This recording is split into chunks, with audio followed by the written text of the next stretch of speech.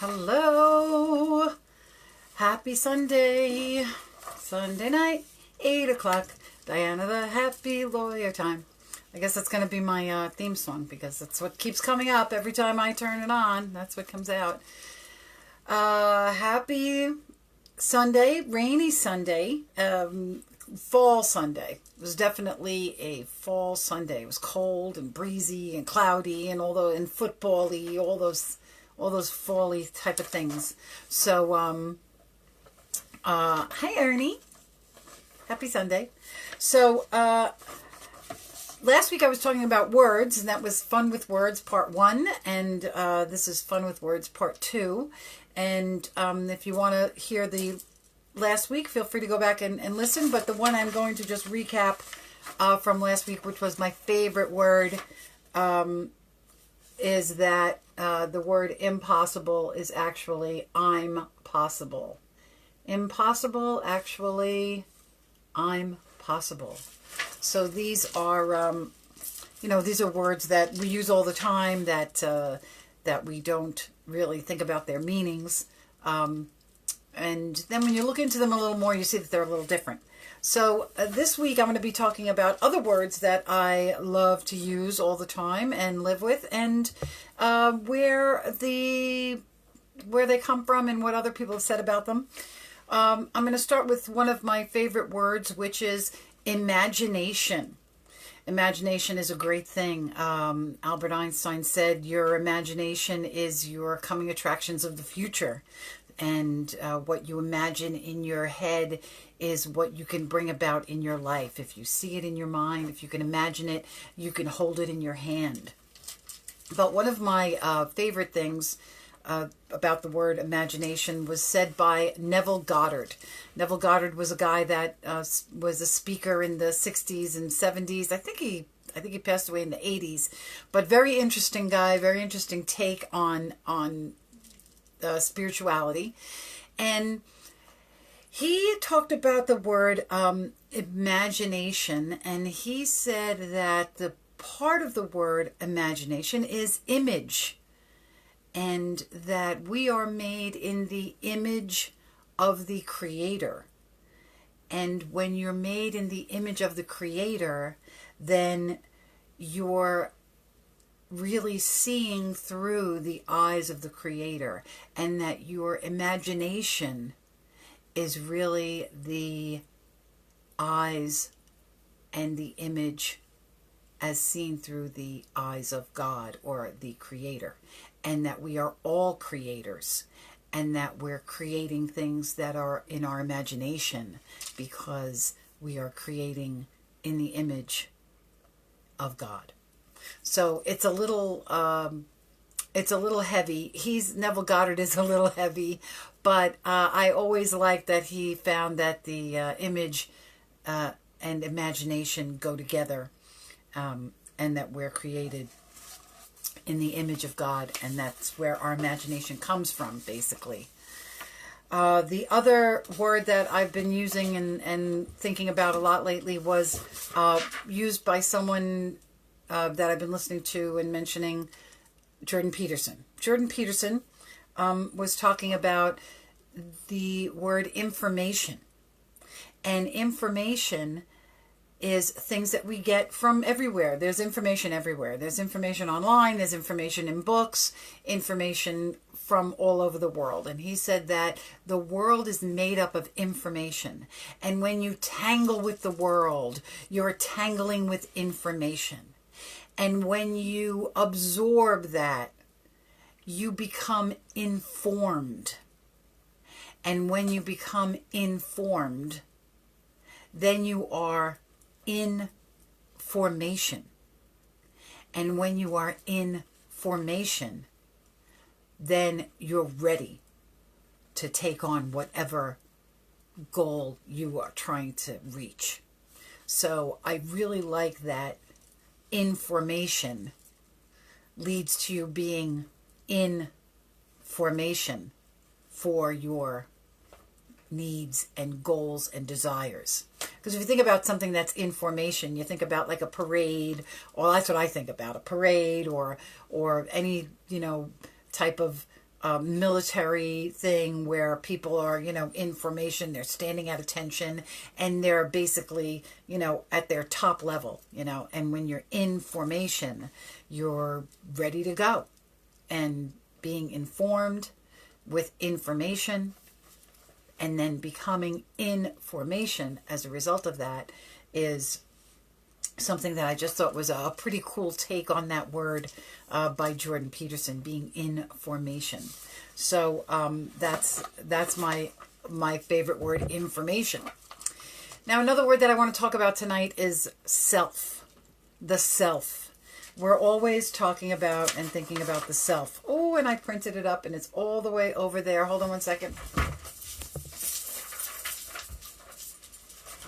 Yes, I should be talking about preparation because I printed something up and I didn't take it off my printer in preparation.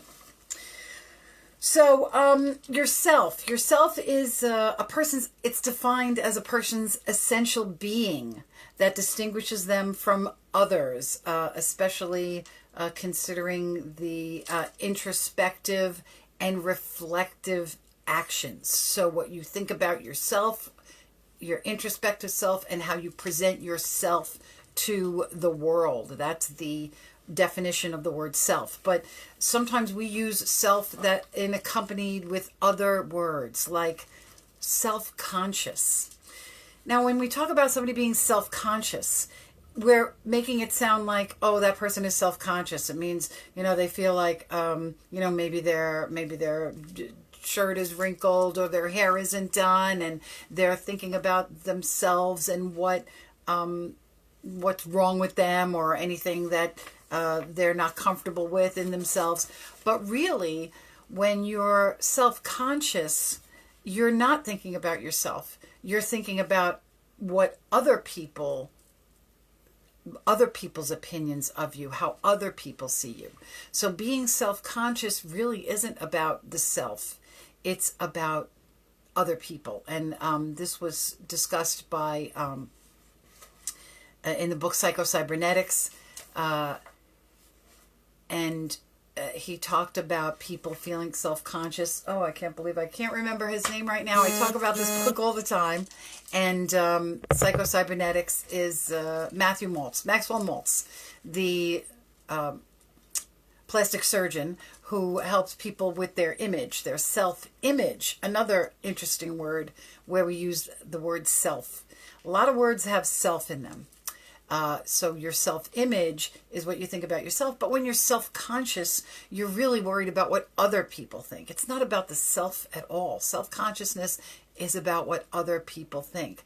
So if you don't consider what other people are thinking about you, and if you don't let other people's opinions bother you, then you're never going to be self-conscious. People who are self-conscious are worried about other people's opinions. People who are not self-conscious and who are just going to go out there and say, I don't care. I don't care if my hair's not perfect. I don't care if my shirt is wrinkled, because they're not caring about what other people think. They're okay with themselves and their self, and they're not worried about other people. So self-conscious people have to think about my other favorite saying, which is, be independent of the good opinions of other people. Abraham Maslow. Independent of what other people think about you. And then you won't be self-conscious. Another word that the self has in it is selfish. When people are being selfish. And I looked it up because I've been thinking a lot about myself. And I didn't know if I was being selfish. And what the definition of selfish is actually phrased as a lack of consideration for other people and concerned with your own needs and desires. But you know what? I think that's a really limited use of the word selfish, because when you're selfish, sometimes it's because you're taking care of yourself. And I think it's important for us to take care of ourselves. I mean, whether it's, soaking in a tub, or getting your nails done, or making sure you're eating right, or exercising, any of the things that you want to do to promote yourself is being selfish. And I think that it's important. It's important to be selfish, because if you are not grounded in yourself, then you're not going to be able to deal with other people and other people's opinions about you. And if you're not being, and I'm not saying you should be selfish to the disadvantage of other people or disregard of other people. Of course, that's not what I'm talking about, because that's not something that, I would ever recommend or I would ever want to do. But when you're dealing with yourself, when you're taking care of yourself, then I think it's okay to use the word selfish. If I wanted to stay home all day today and, maybe go out and buy a big steak that I could make myself for dinner, then I was selfish. I was selfish today. I watched football. I didn't really deal with too many other people. So I just stayed by myself. So today I was selfish. And it was good. And it feels good when you take care of yourself. So don't always use the word selfish as a negative thing, because if you're taking care of yourself, it's definitely something that you should be doing. It's a good thing. The other things that I was thinking about too, the use of words that we like to, we should have words that we use constantly to refer to ourselves. Like, okay, I'm Diana the Happy Lawyer. There's a funny thing about the way that came about. I was on the beach and I was looking at whales. A bunch of whales were out and a bunch of people were standing around, and we were just talking and looking at whales and yucking it up a little bit. And, what do you do for a living? I'm a yoga instructor. I'm a photographer. And I said, I'm a lawyer. And this woman said, "You're a lawyer? You can't be a lawyer. Lawyers are miserable. I work with lawyers and you're too happy to be a lawyer." And I said, "Well, I'm Diana the Happy Lawyer." And when I said those words out loud, I'm Diana the Happy Lawyer, it like rang in my head and rang true to me.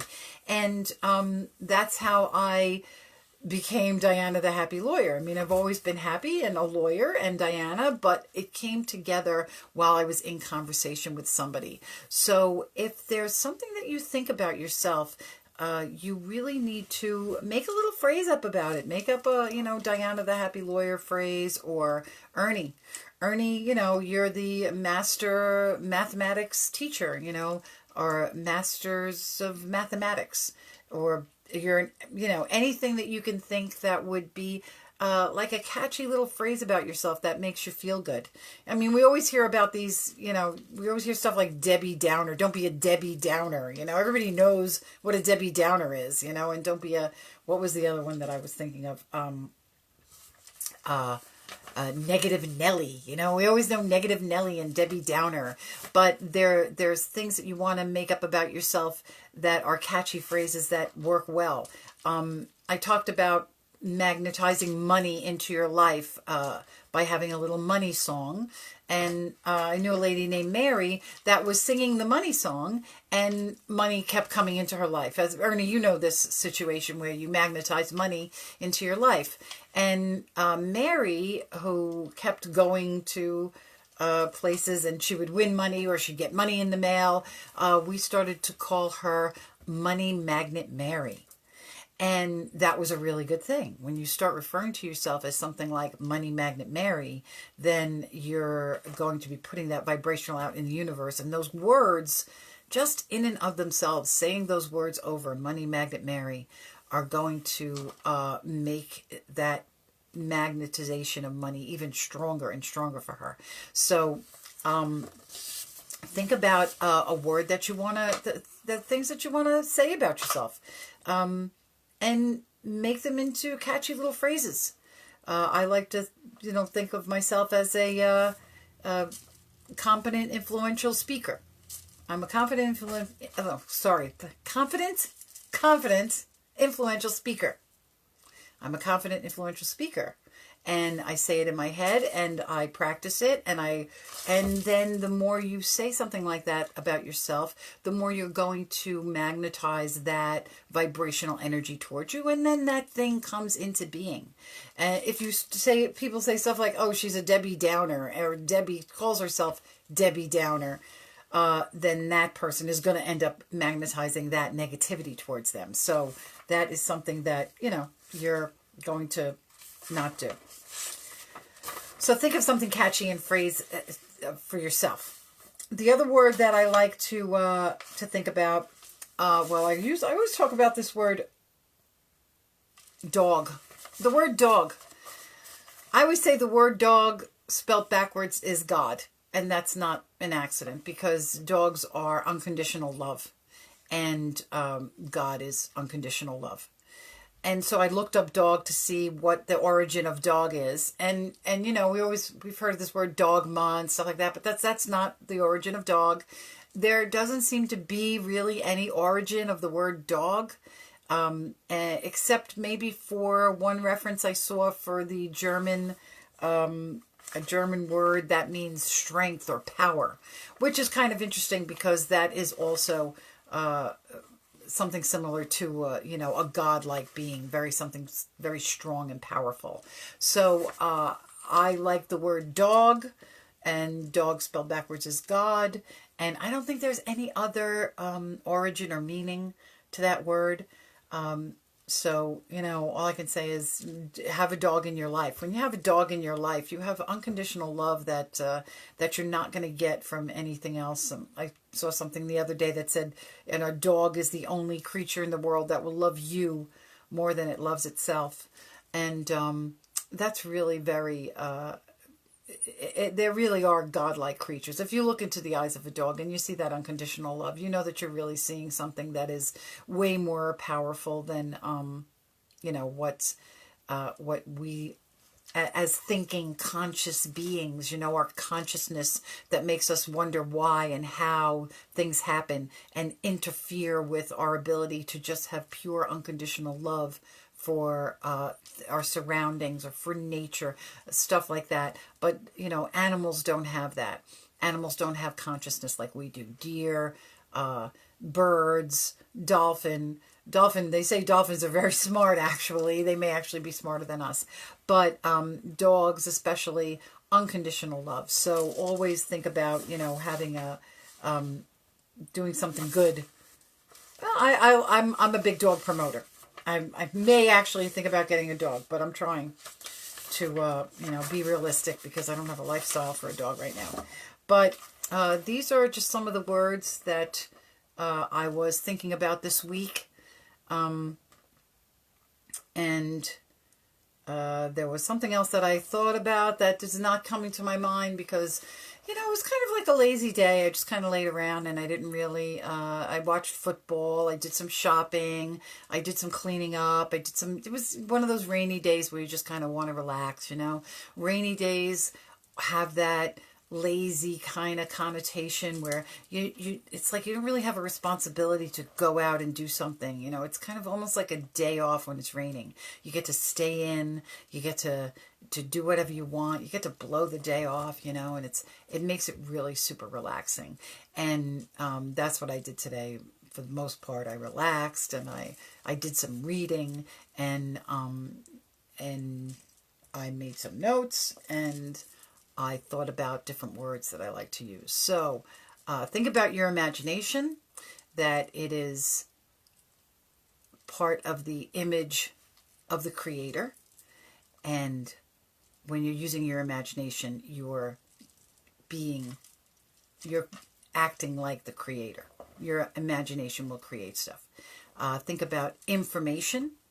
And when you get informed and you become information, then you're ready to tackle whatever you need to do. And think about being a little selfish, not to the detriment of other people, but selfish in a way that you're taking care of yourself. And that's something that we don't always do. I know it's something that, I don't always do. I'm used to taking care of other people. And every so often, even sometimes people even feel like when they're being selfish, when they're taking care of themselves, that they are being selfish to the detriment of other people, because we're not even allowed to take time out for ourselves. We're always supposed to be working and dealing with other people.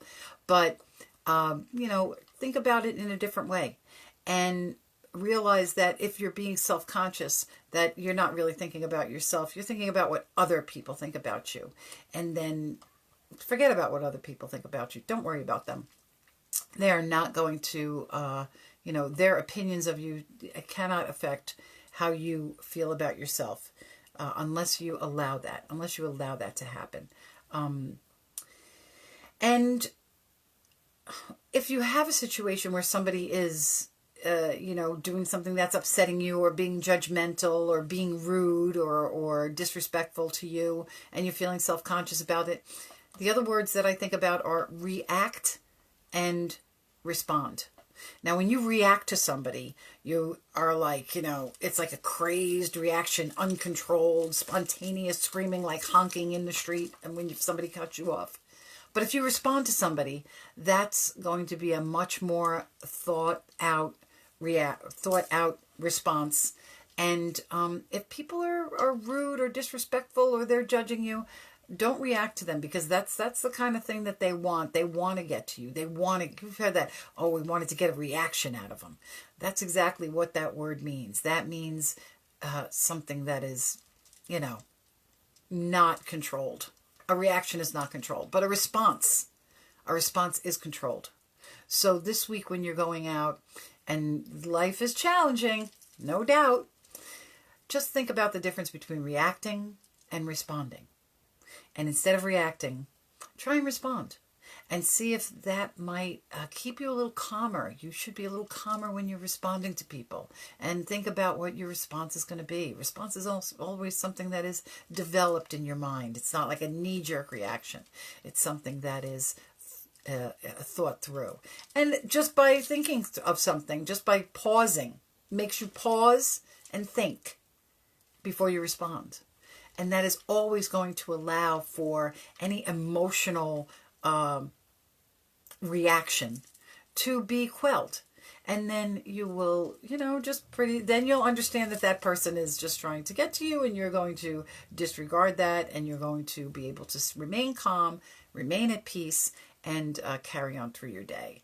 So that is what I'm going to suggest this week. Think about different words. I'd love to hear about different words that you that inspire you. Inspire, that's another word that really means in spirit.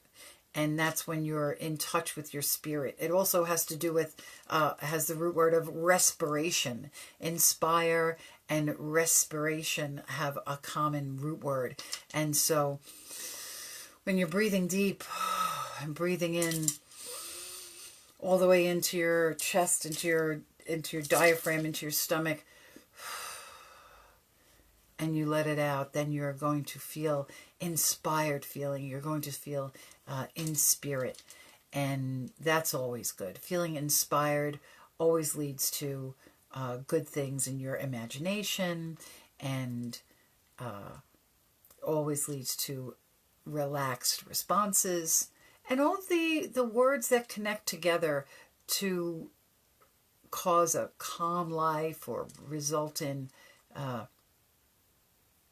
just being calmer about your surroundings. Life is crazy. Life is a lot of suffering and stress in it.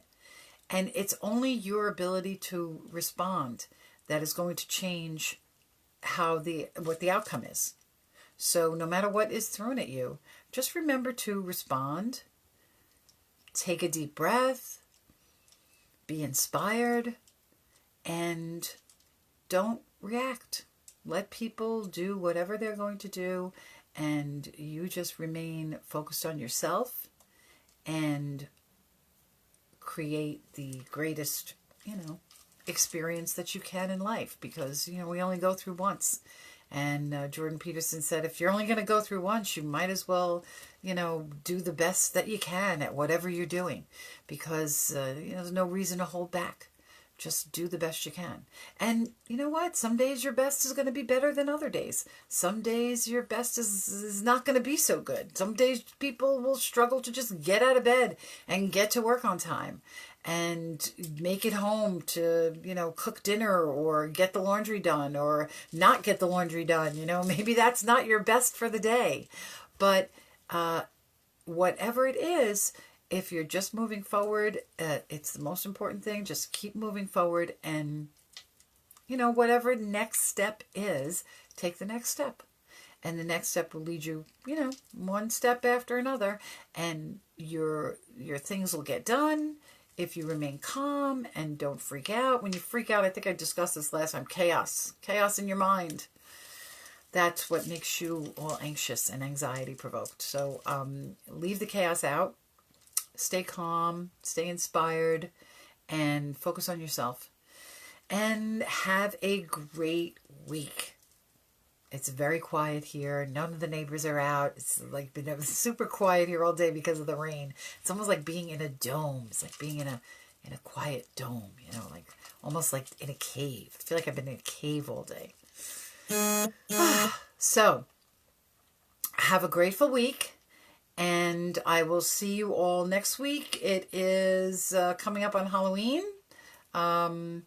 So next week, it'll probably be a lot of people will be out doing some Halloween stuff, but I will be here on Sunday night for Diana the Happy Lawyer. And until then, I love you all, and love is all you need. Thank you. Bye.